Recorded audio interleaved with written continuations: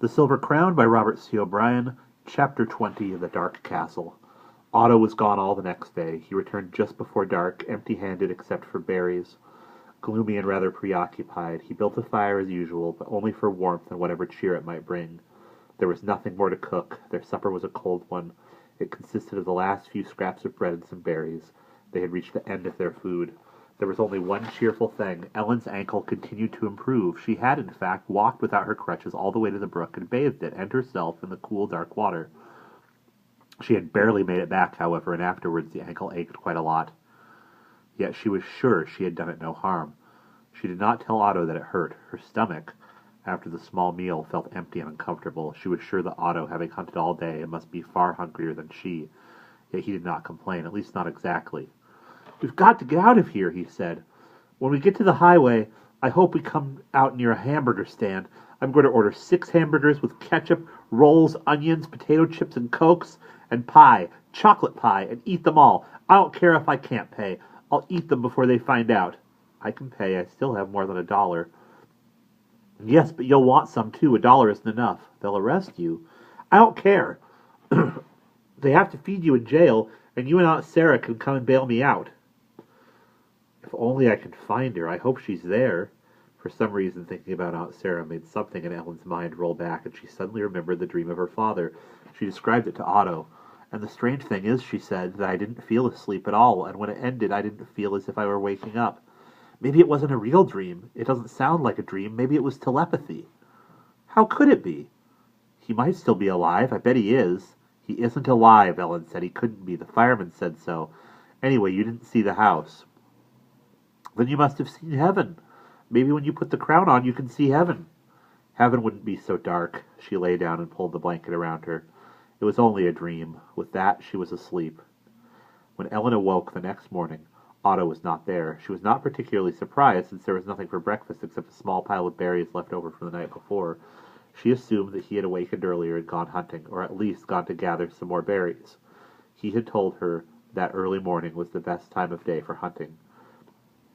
So she ate the berries, and then, without using her crutches, walked quite easily down to the brook to get a drink of water and to wash her face. Of course, she was wobbly and she limped, but she did not hurt. After she washed, she went back to the cave and waited for an hour or so, expecting Otto any minute. She hoped with a rabbit in each hand, but at least with more berries, but he didn't come. All day she waited. By nightfall he had still not returned, and she had begun to worry. Could he have gotten lost? She could hardly believe that, knowing how easily he found his way in the woods. Had he just hunted, hungry as he was, hungry as they both were, much farther than usual, not realizing how far he had gone? If so, he should be back soon, since he could not hunt in the dark. Supper time came and went. She was hideously empty, and there was not so much as a green berry left. Since Otto was not there, she built the fire herself. She kept it small because the wood supply was low. It would be easy enough to build it bigger if he came back with some game.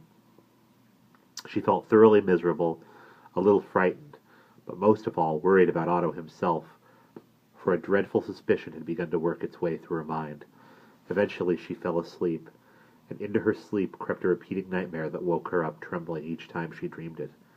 Each time she woke, she looked through the dim firelight at Otto's blanket, and each time it was still empty. In her nightmare, Otto was lost, not in the woods, but wandering in an endless maze of dark corridors of stone inside the black castle. He could not get out, for all the doors were locked. At the end of each dream he turned a corner, and there before him stood a tall figure in black wearing a green mask, and it was Otto's voice calling for help that woke her up. In the morning, Ellen knew that the time had come to stop worrying and start thinking. She was sure now that Otto was not coming back, and she was quite sure she knew why. She went over in her mind some of the things he had said when they talked about the castle, or prison, or whatever it was. "I couldn't get in," he had said. "I could get in," he had said.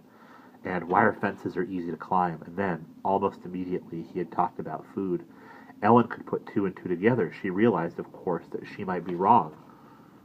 Assuming that she was right, then what? She could not stay here. She would starve. But could she walk well enough to leave? She tried a few steps and decided that she could. She should be able to make a few miles each day at least. She wondered how a person could keep walking without food or without any food but berries. Having thought this far, the next question was, where should she go? Finally, she worked out a plan, and having decided what to do, she wasted no time starting. She was terribly hungry, and at least she'd eat some berries along the way. She packed her rucksack with her own things and discovered, since there was no food to pack, that she had room for Otto's blanket too. So she put that in just in case. She was careful to take all the matches. There were not many left, and she filled the water bottle from the brook. When everything was ready, she put the rucksack on and climbed up the first ledge, then the second, and walked toward the front door. But just before she reached it, she stopped. As if she had remembered something, she looked around her, considering. Then she walked over to the side of the cave, in the shadow, studying the ground. She dug the toe of her shoe into a gravelly part of the floor, pushing the gravel to one side, still thinking. She slipped off the rucksack, knelt down, opened it, and took out the crown. Using her fingers, and then, when the hard stones tore her nails, a knife from her rucksack to help, she dug a hole 6 inches deep. She folded the crown into the smallest possible shape, placed it at the bottom of the hole, and buried it. She smoothed the gravel carefully over the top so the hole became instantly invisible. Then she took the knife, and on the wall, directly over the crown, she scratched a small X to mark the spot. Outside the front door of the cave, she saw the rocks where Otto had climbed in and out of the crevasse. They were not so formidable as she had feared. It was rather like climbing the steps of a pyramid. You could take them one at a time, depending more on her knees than on her feet. She scrambled to the top easily and found herself in the silent, birdless forest.